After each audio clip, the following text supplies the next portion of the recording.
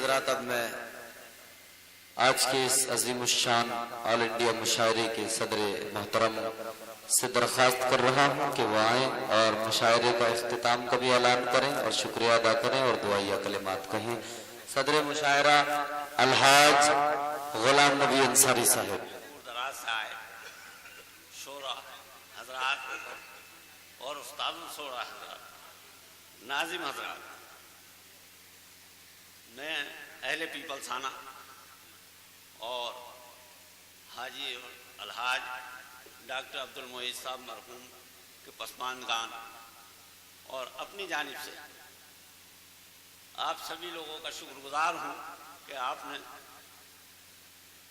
اپنی محبت کا اظہار کر اتنی زحمت اٹھا کر یہاں آپ لوگ تشریف لائے ہیں اور ڈاکٹر معید صاحب کے اظہار عقیدت کے اجرے میں شرکت فرما کے ہمارے اوپر احسان کیا۔ میں ممنون اور مشکور ہوں